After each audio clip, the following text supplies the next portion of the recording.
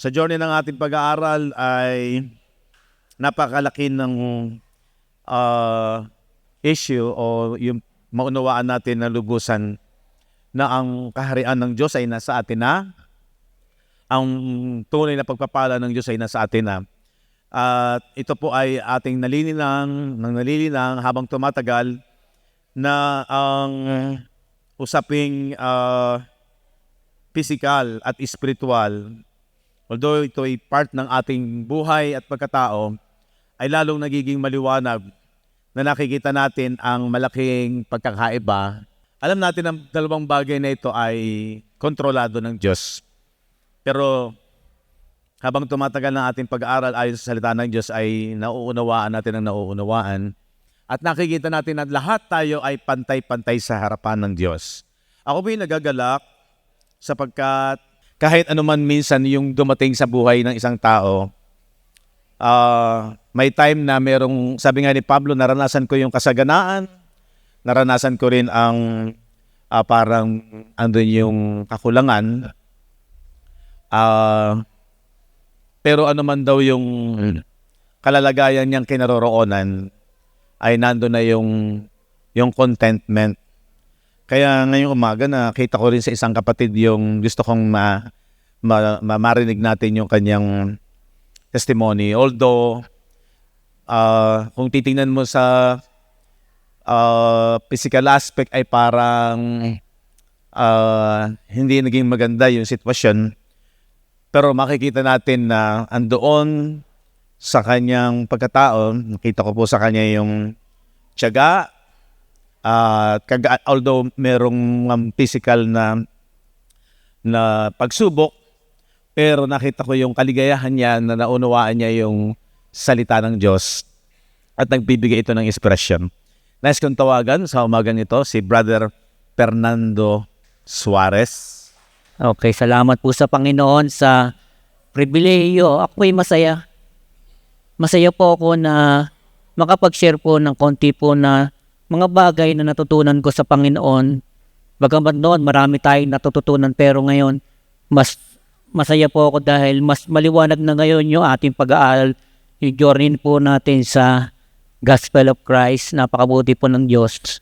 Napakabuti po ng Diyos na alam niyo po, dati po talagang nag-share na rin po ako ng Word of God pero na mas iba yung pakiramdam ko ngayon, mas masaya po ako ngayon dahil mas maliwanag po sa akin yung ating pong pinag-aaralan, yung ating pong journey sa pamamagitan po ng Gospel of Christ.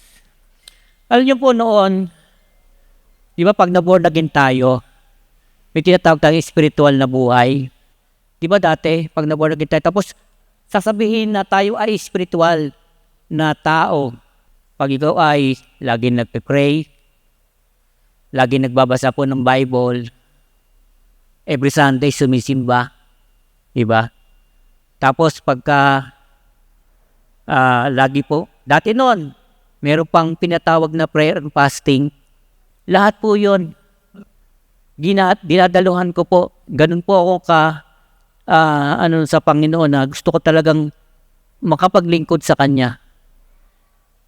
Kaya ngayon po sa journey po natin patungkol po sa Gospel of Christ, mas nauunawaan ko at mas nakapokus na po ako sa lalim ng ibig sabihin ng born again. Opo, sa pamumuhay ayon sa Espiritu sa pamagitan ng ating inward man. Dahil nang maborn again tayo, ang ating inward man ang nabuhay. Ang namamayan sa atin ay ang ating inward man. Kasi dati po tayo patay, sa pamagitan po ng kasalanan na ginawa po nila Adan sa pagkain po nila ng bungang kahoy ng pagkaalam ng mabuti at ng masama. At dahil doon sila ay namatay sa harapan ng Panginoon. Ngayon, ang malalim pagkaunaw sa salita ng Diyos, mas nabibigyan mo ng priority ang pag-aaral ng salita ng Diyos. Hindi na natin mas binibigyan ng pansin yung mga bagay dito sa lupa, which is temporal. Hindi, kumbaga, nakapokus na ako o tayo sa mga bagay na kung ano yung tinuturo ng Diyos spiritually. hindi na tayo masyadong na problema kahit minsan wala tayong, di ba, nangangailangan tayo. Hindi tayo gano'n na masyado tayong nakapokus sa material things na bagay. Pero salamat po sa Diyos dahil sa pag-aaral po natin, hindi na tayo masyado nakatingin doon. Kundi, ang pinahalaga natin ngayon ay ang mga mas malalim na tunay na aral ng hiwaga ng Gospel of Christ na sa iba ay nananatili pa rin nakatago dahil ang kanilang kaisipan ay may talukbong pa. Unless na magkaroon siya ng renewing of their mind at tanggapin ang salita ni Kristo at papasukin ng kanyang papasukin sa kanyang pagkataong panloob na ang kanyang focus na ay ang mga bagay na ang nasa itaas, which is spiritual. At dahil nga ito ay spiritual, ito ay pangwalang hanggan. Amen? Nung sinampalatayanan natin yung kanyang kamatayan, yung kanyang burial at resurrection, ngayon po tayo na po'y buhay. Amen? Hindi na po tayo patay spiritually sa harapan ng Panginoon. At natutunan ko rin po na dati noon na makakapunta lang po tayo sa langit kapag tayo ay natigok na. Ano po? Tapos pangalawa ay yung dati nating alam na kapag nag-rapture na, saka ka lang makakapunta sa langit. Pero ngayon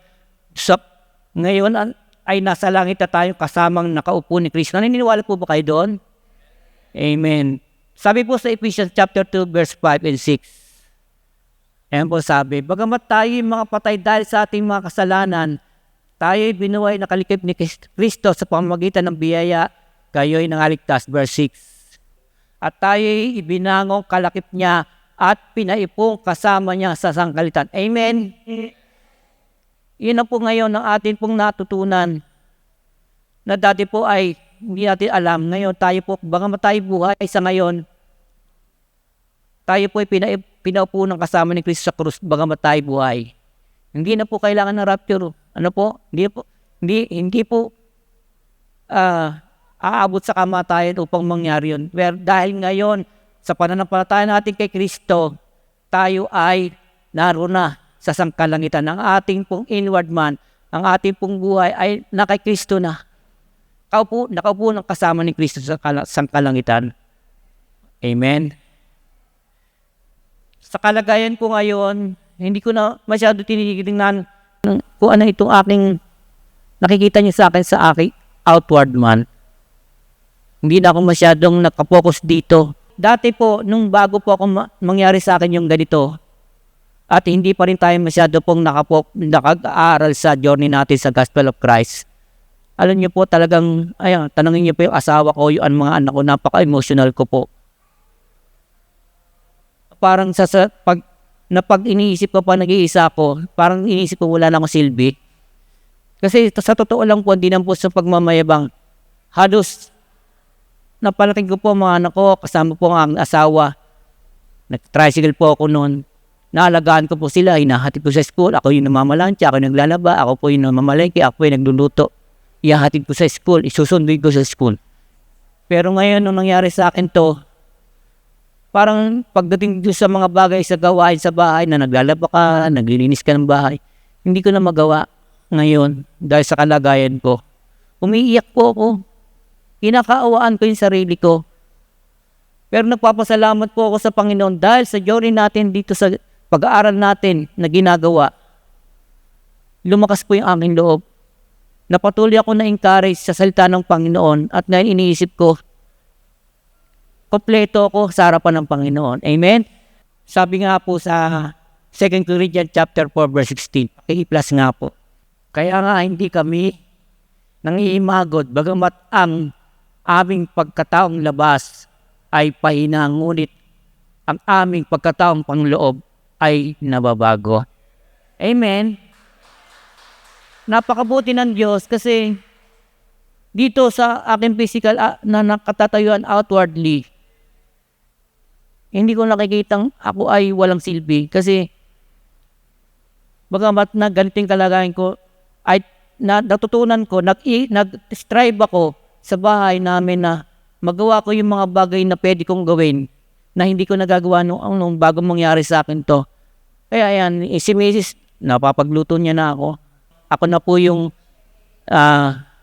nagliligo sa sarili ko, ako na nagbibihis sa sarili ko. Kasi dati, binibihisan ako. Kasi ang goal ko, hindi ako maging parang pabigat sa kanila, kundi ako yung kagaya nung dati na parang walang nangyari. Kaya nagpapasalamat po ako sa ating Panginoon na napakabuti niya. Thank you, Lord. Ayun po yung natutunan ko dati na ngayon merong outward, may inward man, may outward man. Ano po? At sa panglima, i-encourage ko lang po kayo bilang panghuli. Sa ating journey po sa Gospel of Christ, in-encourage ko po ang bawat isa na magtuloy-tuloy lang po tayo. Bagamat meron po tayong hindi maintindihan, sa una ganyan lang po talaga dahil kahit naman po din ako, kahit matagal na rin po ako nag-aaral sa salita ng Diyos, marami pa rin po akong katanungan nung mga una, lalo nung marinig ko ito, parang hindi ko po matanggap agad. Pero encourage ko po kayo, tuloy-tuloy lang natin kasi habang tuloy-tuloy nating pinag-aaralan ng salita ng Diyos, lalo itong lumilinaw, pinapalinaw ito sa atin, pinapaunawa sa atin ng Panginoon. Kaya nga, kahit na ganito sa aking kalagayan, nakikita ko yung aking, kumbaga, kompleto, ang lakas ko.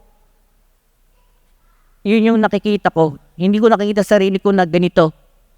Ano po, kompleto tayo sa harapan ng Panginoon. Kaya huwag tayong maghinawang mga kapatid. Sana po, patuloy yung salita ng Diyos ay atin pong pagbulayan, aralin natin, unawain po natin, at patuloy natin papasukan po sa ating puso. Nang sa gayon tayo po ay patuloy na lumago at patuloy na lumakas. At dumating man yung maraming mga problema, pagsubok, baliwala na po lahat yan. Ano po, hindi na po yun na tumatalab. Dahil alam natin yung katatayuan natin sa harapan ng ating Panginoon. Amen. Maraming salamat po sa Panginoon. Yun lang po ang aking masasabi. Thank you, Lord.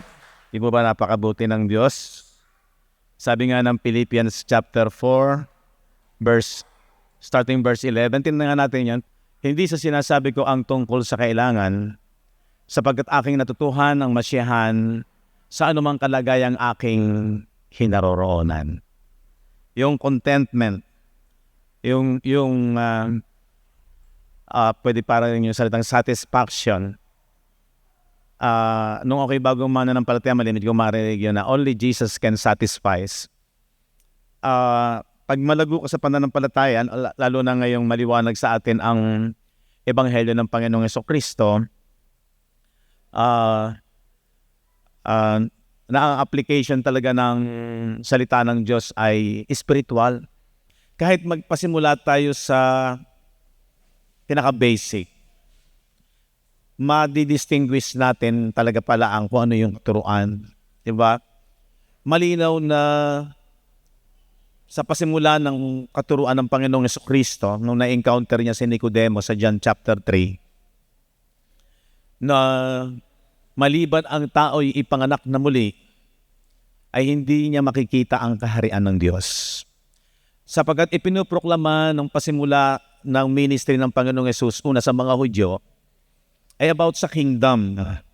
At ito rin ang makikita nating isinisigaw ni John the Baptist, na siya yung introduction para ipakilala sa mga Hudyo na ang Mesiyas, ang Kristo ay dumating, at ang daladala nga ay yung paghahari ng Diyos na matagal nilang inaantay yun. At makikita natin nung na-encounter ni Nicodemo na isang Pariseo, isang dalubhasa sa kautusan at sa kasulatan sa lumang tipan, ay hindi na pag-unawa yung layunin at pinaka-agenda ng Panginoong Jesucristo ay ang kaharian ay espiritual. Isinisigaw ni John the Baptist sa Matthew chapter 3, makikita natin na sabi niya ay mangagsisi kayo, announcement niya sa mga Hudyo, sapagkat malapit na ang kaharian ng Diyos. Diba? Yan yung pinakapag-asa nila eh. Dahil alam natin yung kanilang kasaysayan na sila ay na-violate nila yung lumang tipan at nawala sila doon sa blessing ng Diyos, which is physical blessing, na unang pangako ng Diyos kay Abraham. Bagaman dumating sa kanila yon, pero nawala rin yon dahil ang unang tipan ay blessing and cursing. Pagpapalain sila at mararanasan nila yung blessing na yon kung sila ay mananatiling sumusunod sa Diyos at tinutupad ang requirement ng kautusan. Pero alam natin na pag binabasa natin ang lumang tipan ay dumating sa kanila yung mga sumpa at sila nga ay iniluwa. Sabi doon ay sila ay iniluwa doon sa lupa na yon na kung saan ay pinangakong binigay ng Diyos sa kanila.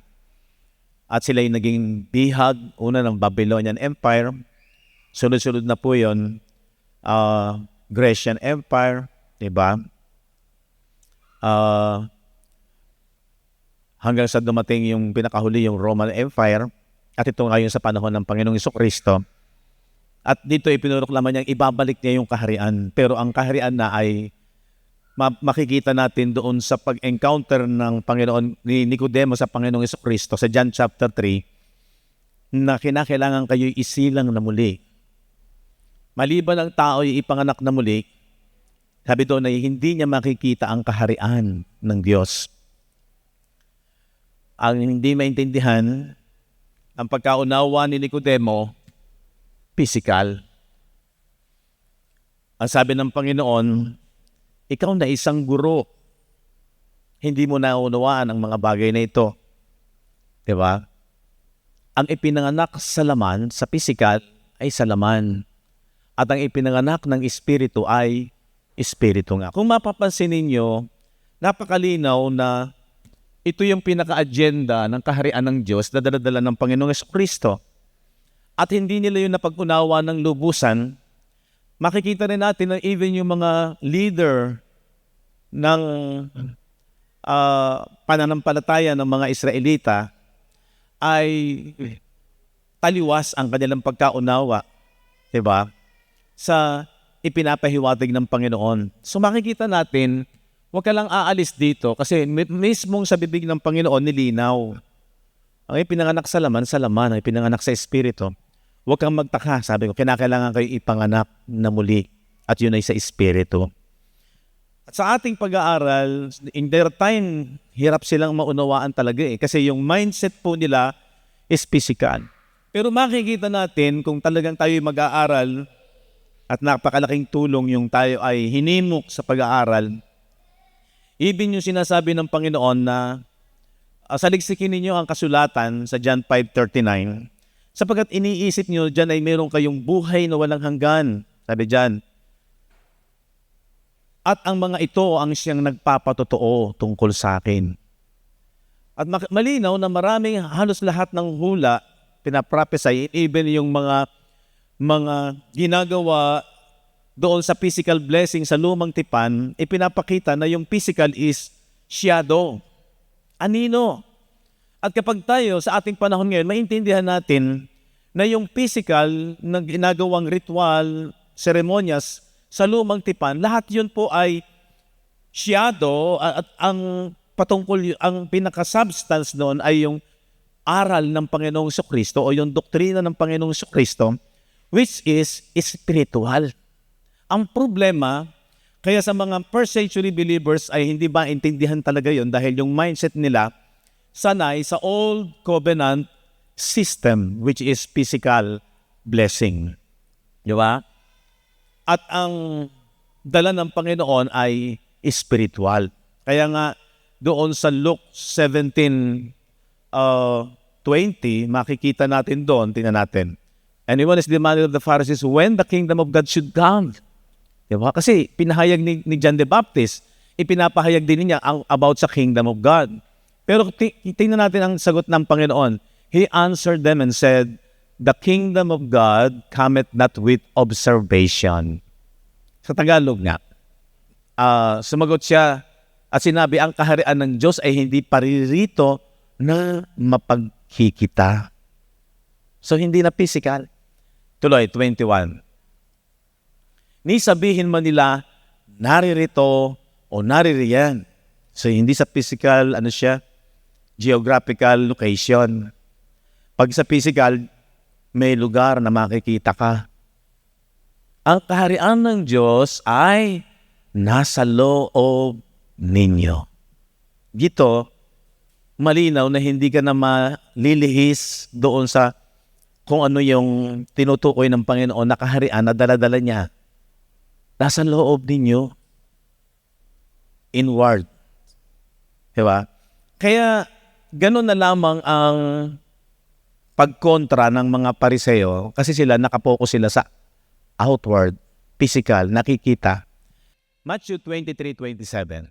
Makikita natin na naging against ang mga pagkaunawa ng mga Pariseo that time.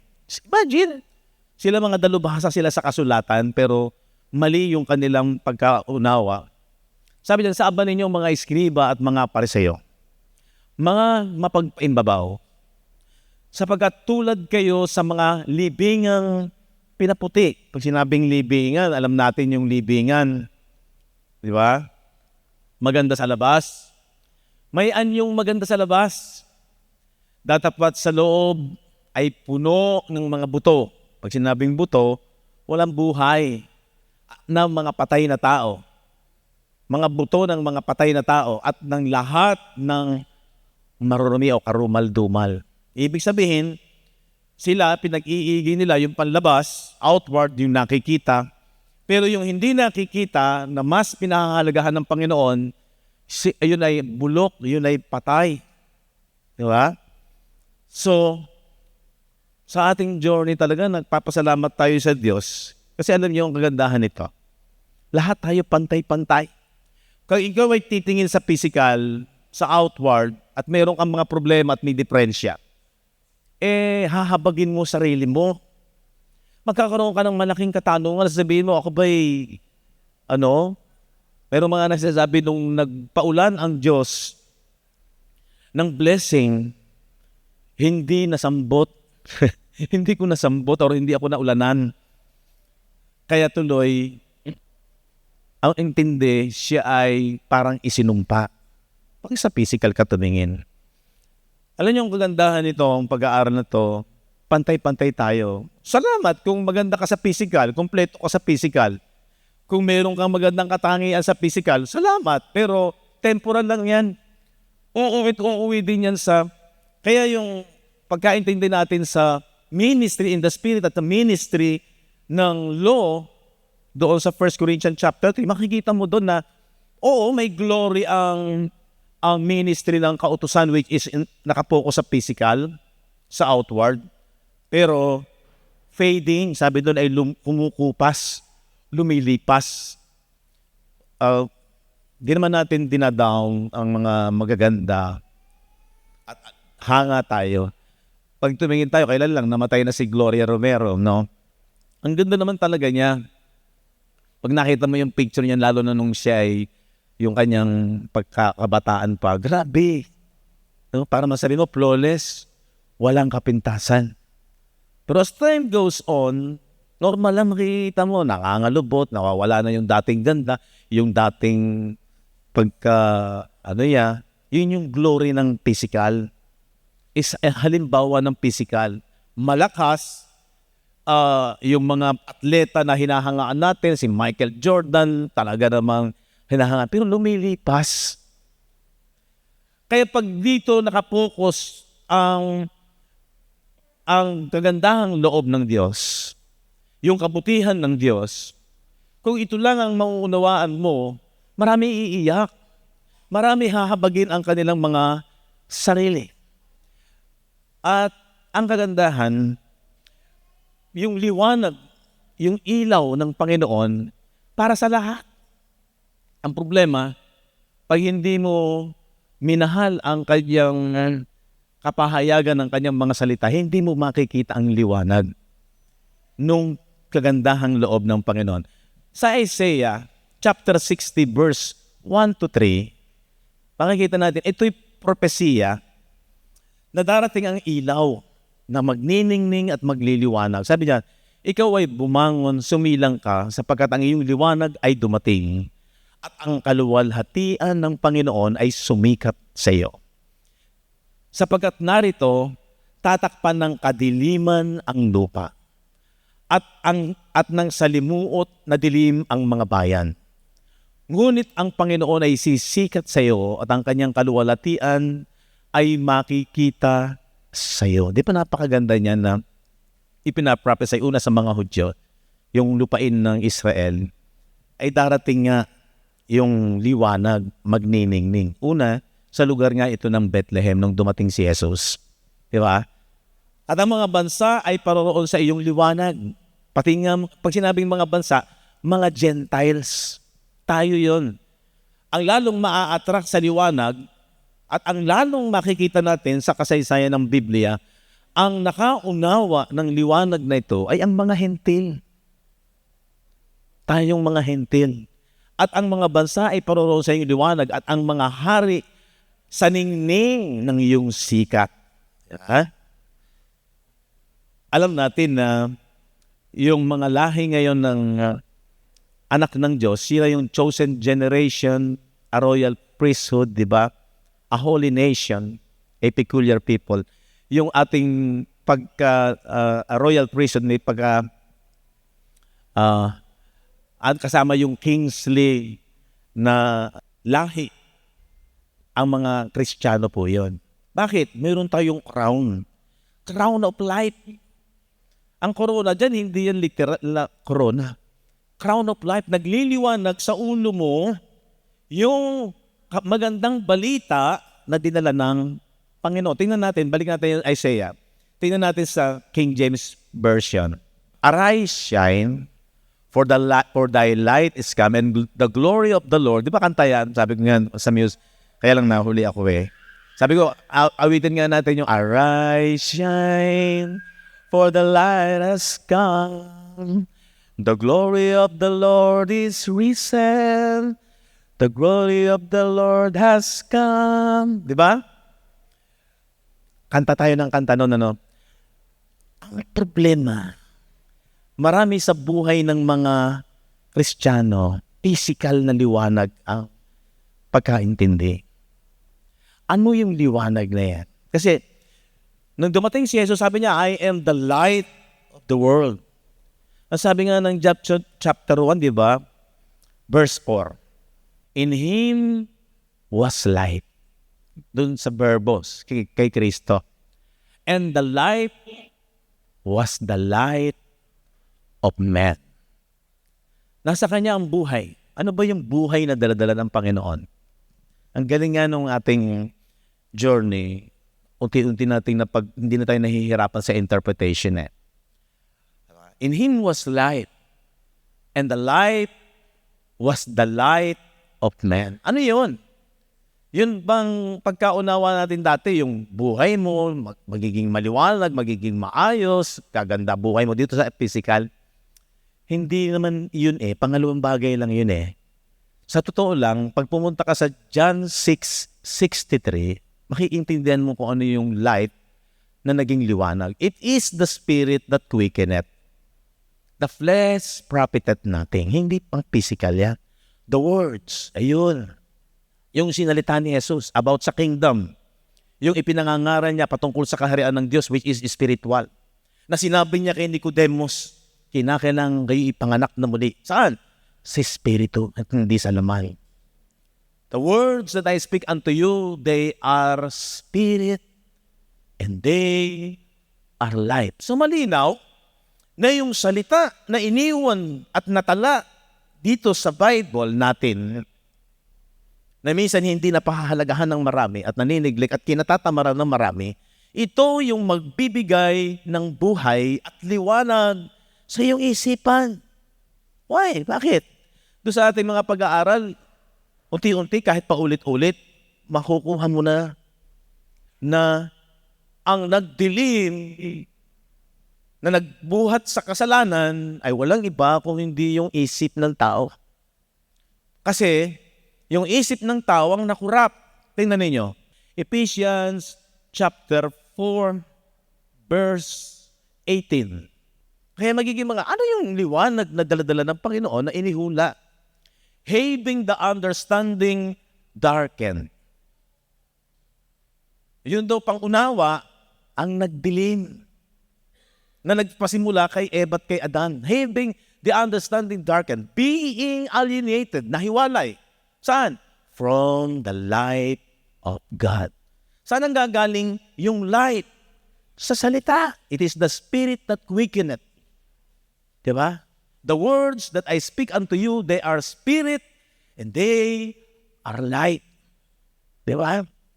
So, ang isang tao, kahit anong ganda ng kalalagayan mo sa physical, kahit perfect at flawless ka sa physical, pero kung wala sa iyo ang salita at pagkaunawa, understanding, madilim ang isipan mo sa liwanag ng salita ng Diyos, ano sabi doon? Alienated from the light of God. Hiwalay ka. Kaya kung mag-base ka sa physical, mamamali ka. Contrast yan. Contrast. Siyado lang ito. Ito yung realidad. Hindi nakapokus ang blessing sa physical lamang. Pangalawang bagay lang yan.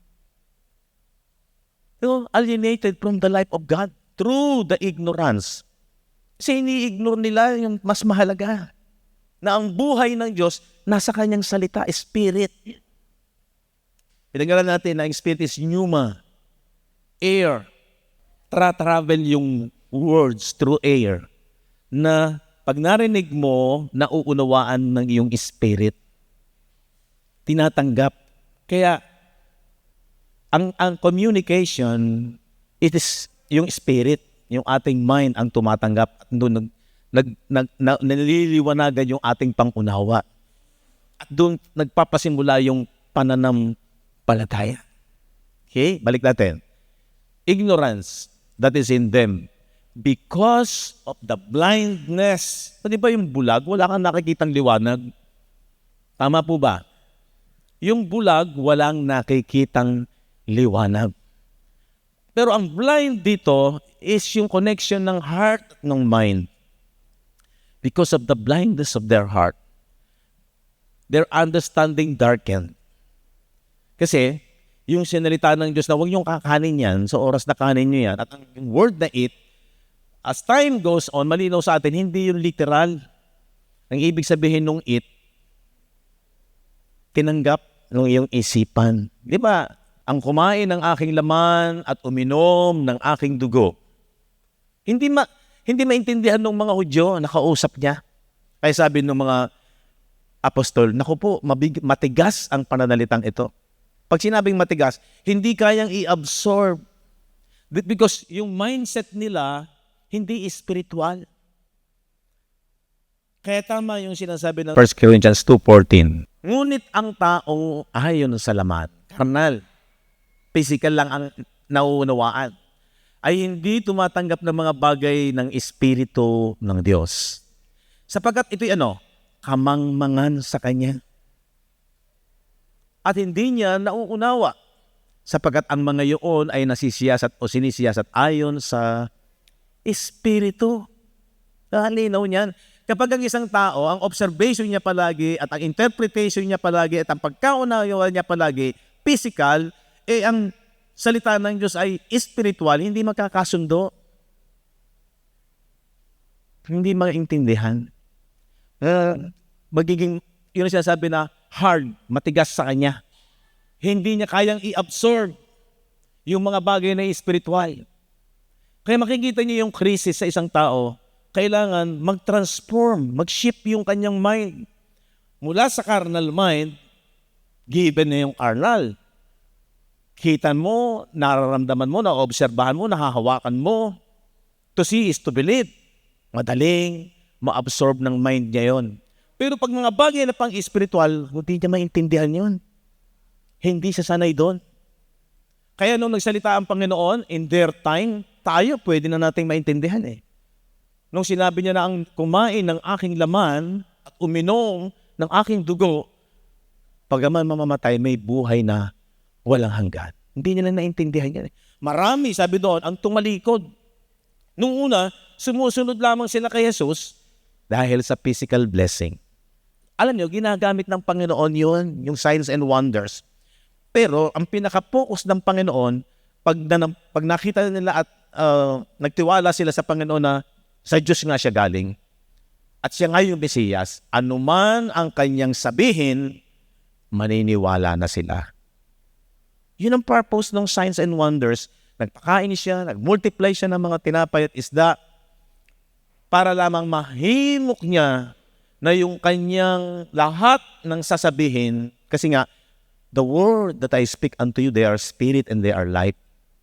E panampalataya na nila sapagkat yun yung dapat mangyari. Magkaroon sila at ng pagtitiwala kay Jesus kahit nasabihin niya mga bagay na espiritual, ibig sabihin hindi na sila mananangan sa mga bagay na nakikita ng kanilang mga mata.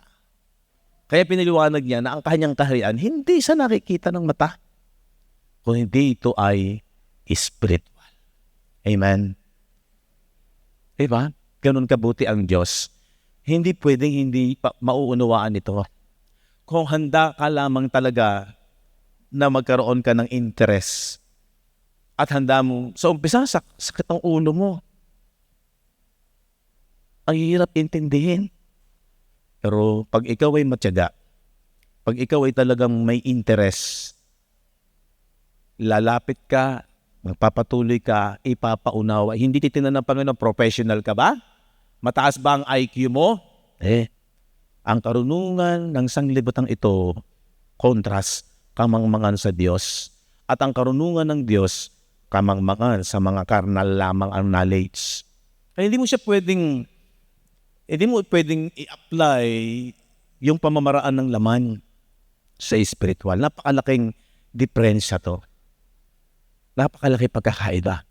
That's why, unti-unti lang, tsaga-tsaga lang, uunawaan mo to. At ikaw mismo magliliwanag yung kagandahan at kabutihan ng Diyos, nakapokus ka lamang sa kanyang salita kasi it is the Spirit that quickeneth. At ang connection natin para magkaroon ka ng buhay na walang hanggan, diba sabi ng John 17:3, kinatin, ito ang buhay na walang hanggan, na ikaw ay makilala na iisang Diyos na tunay, makilala. At siyang iyong sinugo sa makibagay si Jesucristo. Nasa pamamagitan ni Jesucristo, makikilala mo ang Diyos na hindi nakikita. Kaya nga siya bumaba Hebrew 1:1, para siya yung manifestation ng Diyos na hindi nakikita. Sabi niya, ang Diyos na nagsalita ng unang panahon sa ating mga magulang, sa iba't ibang panahon, sa iba't ibang paraan, sa pamamagitan ng mga propeta, yung sa lumang tipan.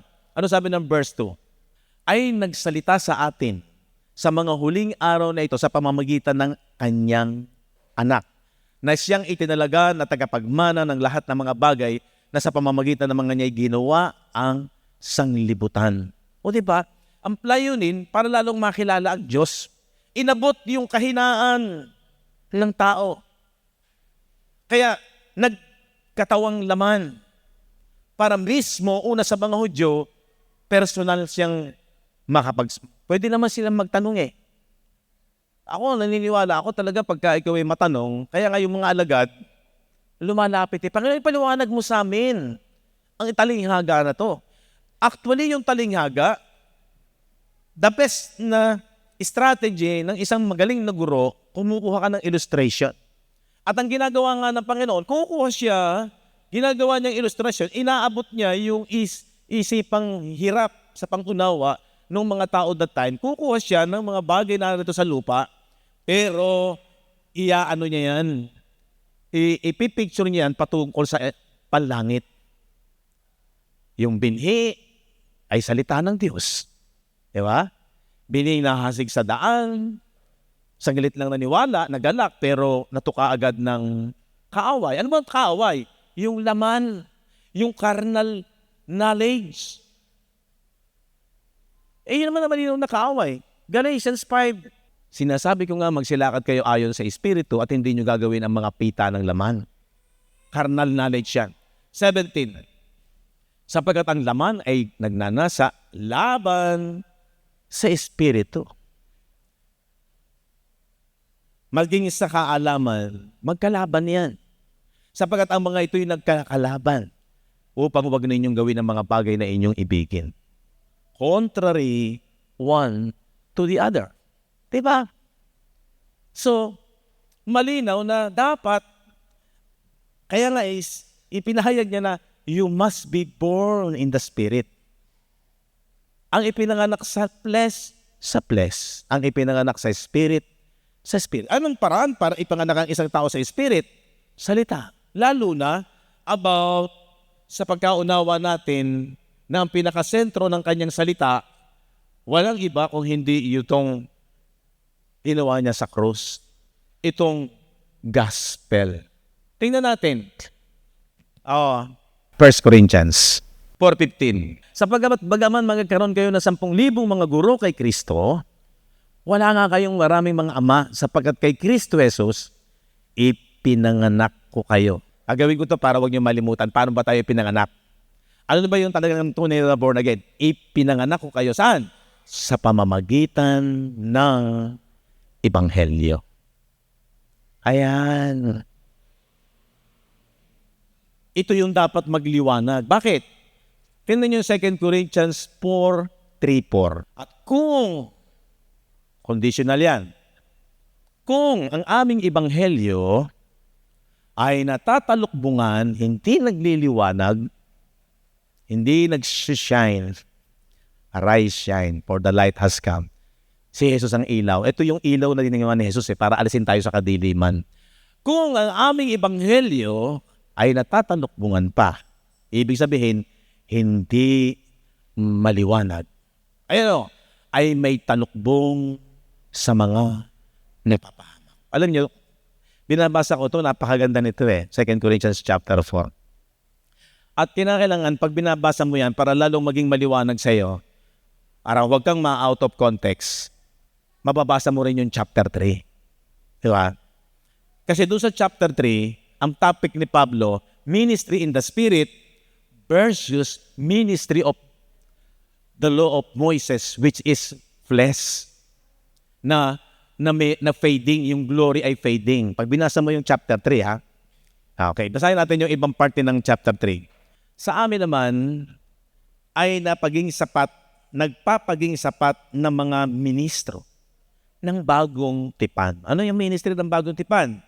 Hindi ng titik, kundi ng Espiritu. So yung titik, makikita nyo, yan ay law of Moises.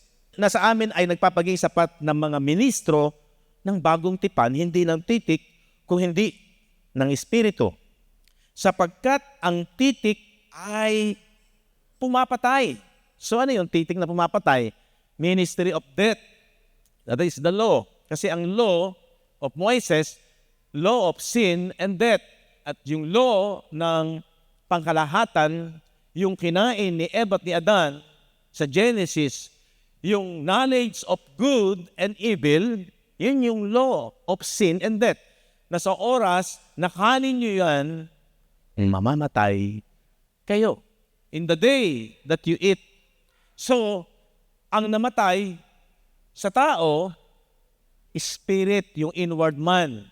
Nagkaroon ito ng conscience, guilty, shame. Pag guilty ang isang tao, nahiya siya, bunga ng kanyang pagkakamali, at natakot siya.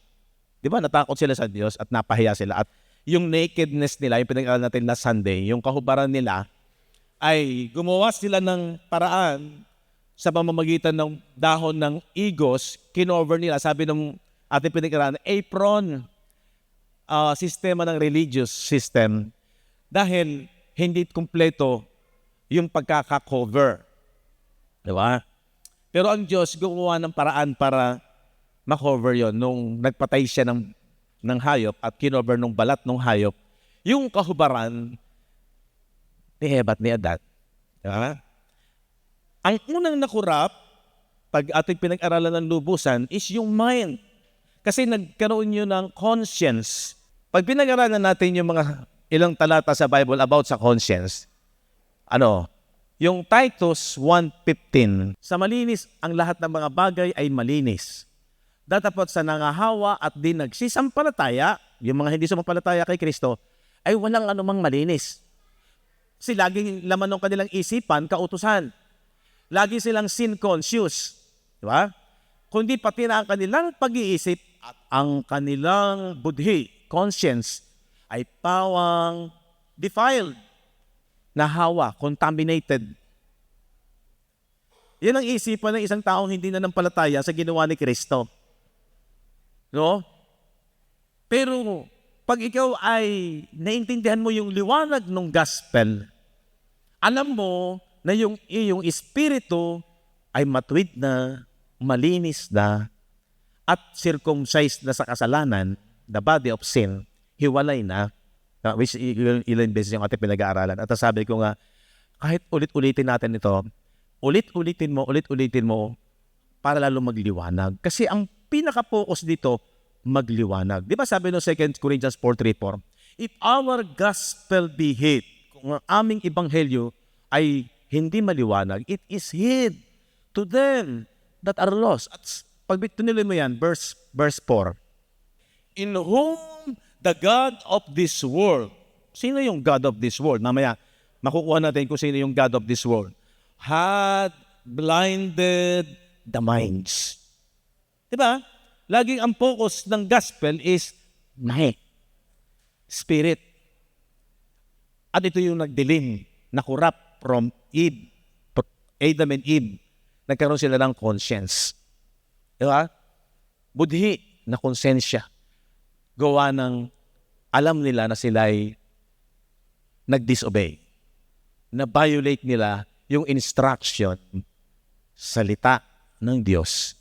Nahiwalay sila, alienated sila dahil yung kanilang understanding, ang isang tao na hindi naniniwala or hindi maunawaan ang salita ng Diyos, wala siyang pagiging pananampalataya. Sasala yung kanyang pananampalataya. Bakit? Hindi niya nauunawaan, hindi maliwanag sa kanya yung dapat niyang paniwalaan. At siya ay wala sa obedience of faith. Ang obedience natin is by faith. Kasi yung salita ng Diyos, yun yung nakukonek. Pag maliwanag sa iyo yung salita ng Diyos, instruction ng Diyos, at tinanggap mo, kinain mo, yun yung nanampalataya. Kaya yung kumain ng aking laman at uminom ng aking dugo, simple lang yun eh. Pero napakatigas sa mga first century believers, that time nakausap ng Panginoon yung mga Hudyo sa John chapter 6. Kasi ang kanilang espiritu o ang kanilang isipan is carnal. Ang kanilang observation, physical, hindi spiritual. Kaya hindi nila kayang tanggapin. Hindi nila kayang unawain. Okay. So makikita natin ang na-defiled yung conscience. 1 Timothy chapter 1 verse 5. Now the end of the commandment is charity out of a pure heart and of a good conscience and of faith and faith. Tagalog. Makita niyo yung conscience doon. Ngunit ang kinauuwian ng bilin, yung pinakahuling bilin, commandment, ito yung pinakahuling bilin, ay ang pag-ibig na nagbubuhat sa malinis na puso. Pag unawaan mo ang pag-ibig ng Diyos, malinis na yung conscience mo at sa mabuting budhi at sa pananampalatayang hindi paimbabaw. Diba? Hindi ka magiging paimbabaw kasi naintindihan mo yung ginawa ni Kristo. Biyaya yan. Hindi tayo ang gagawa niyan. Kaya kung babalik ka sa kautusan, ikaw ang gagawa. Sin conscious. Pero pag naintindihan mo, hindi defiled yung conscience mo. Doon tayo nilinis. Sabi ng Hebrew 9:14, gaano pa kaya ang dugo ni Kristo na sa pamamagitan ng Espiritu na walang hanggan, o di ba, spiritual, ay inihandog ang kanyang sarili na walang dungis sa Diyos, ay maglilinis ng ano? Budhi. Conscience. Isip. Kaya yung dating mind mo nagdilim, corrupted, di ba? Ngayon ay nagliwanag. Shine. Ang nagliwanag sa iyo, eto, yung ginawa ni Kristo. Yan yung pinaka-focus ng liwanag. Ako, ang ilaw ng sanglibutan. Anong liliwanagan? Yung inward. Amen. Pag sinabing maliwanag sa'yo, tapos na yung bisa ng kasalanan. In the spirit,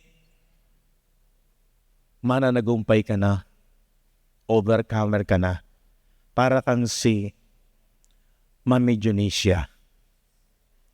Wala naman, hindi naman siya nakipagbugbugan. Yung kanyang anak ang nakipagbugbugan. Pero dahil anak niya yun, siya naging mananagumpay din. Ganon tayo.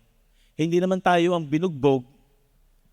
Si Kristo ang nagtanggap ng lahat ng hatol para sa kasalanan.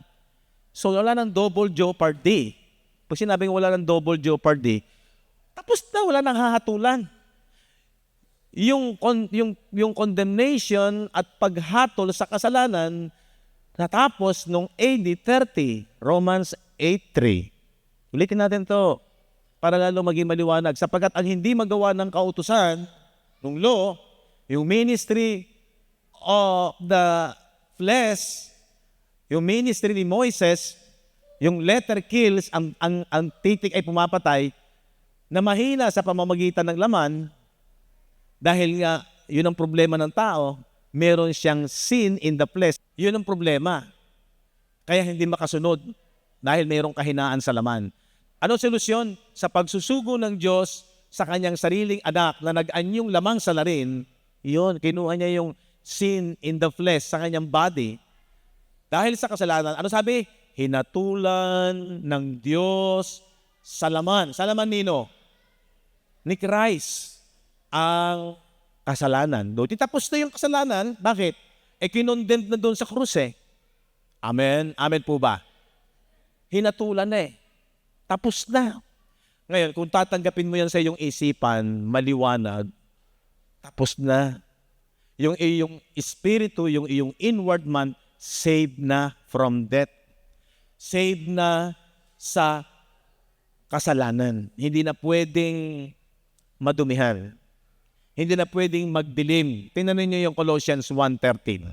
Na siya ang nagligtas sa atin. Pansinin niyo magaling. Diba? Sinasabi niyan, past tense na yan eh. Dahil tinapos niya yan dito sa krus. Na siya ang nagligtas sa atin sa kapangyarihan ng ano? Ang tao kasi, yung pagan beliefs ng kadiliman, lagi natin ini-interpret nung araw, superstitious. Diba? Yung pagan beliefs na kadiliman, yun ang ating naintindihan. No, ang kadiliman dito, na-corrupt yung mind. From the very beginning, si Eva at si Adan, nagkaroon ng conscience.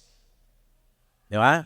At naglipat sa atin, translated na, yung sinasabi ni Brother Fernan kanina, at naglipat sa atin. Pag sinabing naglipat, inilipat na talaga. Saan? Sa kaharian ng anak ng kanyang pag-ibig. Lagyan mo sa English, sa King James Version. Kahit dahan-dahanin ko to. And had translated us into the kingdom of His dear Son. Pag tumingin ka sa physical, andito pa tayo eh. Ang hirap paniwalaan yan.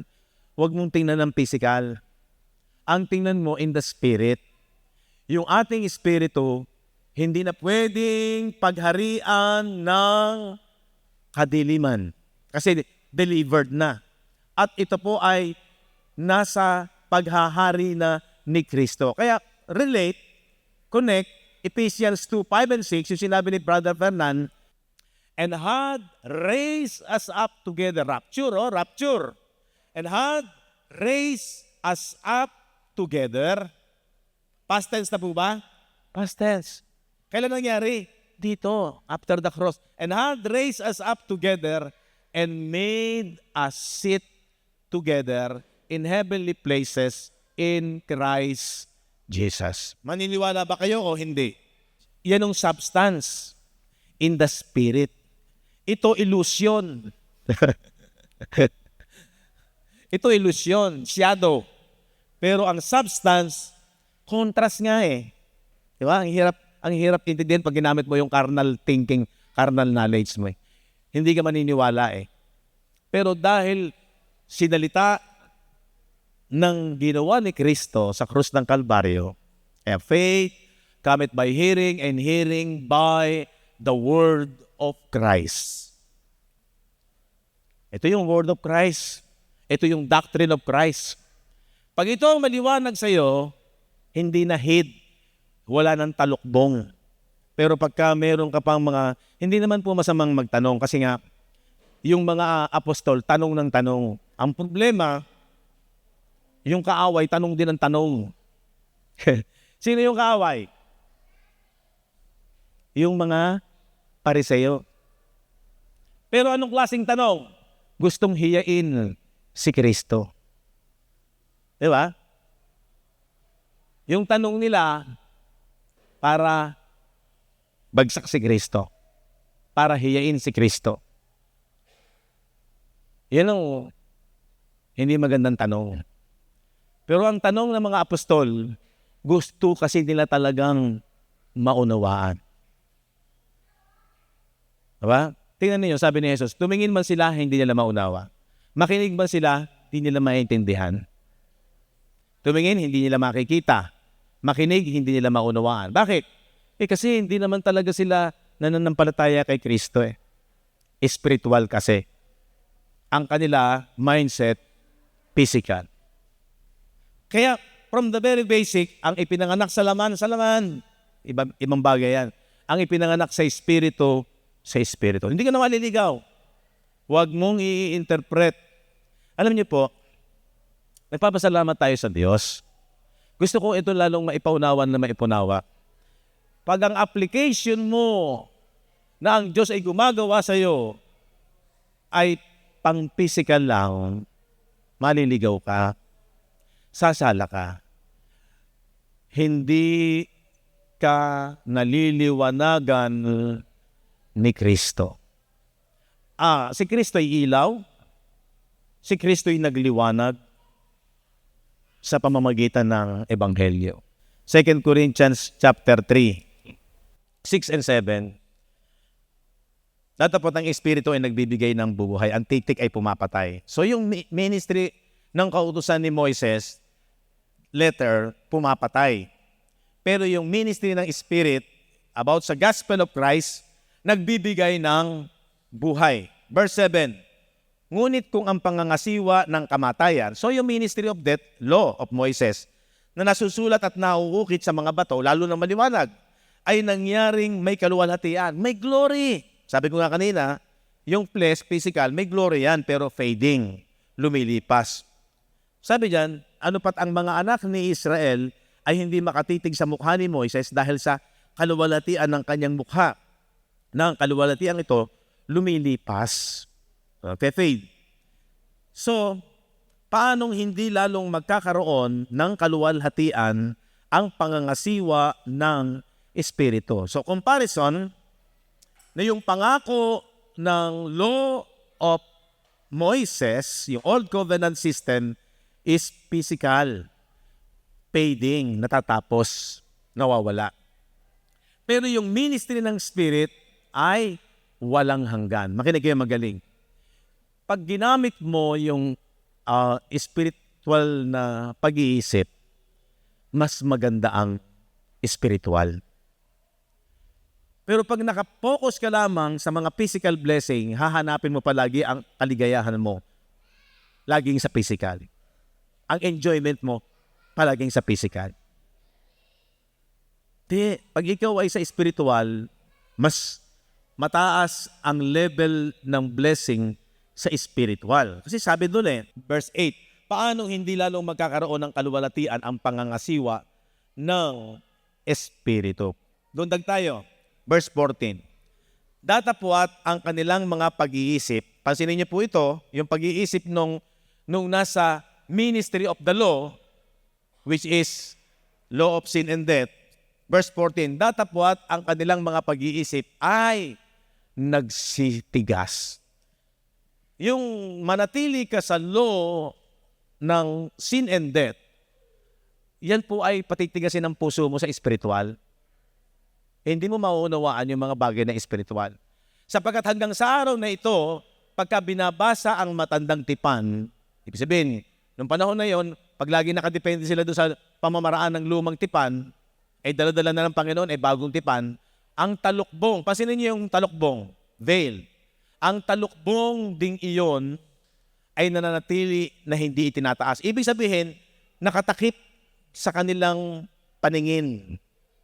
Pagka sila'y nakadepende sa lumang tipan at hindi nila pinaniniwalaan yung ginawa ni Kristo, mananatili silang may talukbong. May talukbong din yun ay nananatili na hindi tinataas. Pero sabi diyan, ito'y naaalis sa pamamagitan lamang ni Kristo.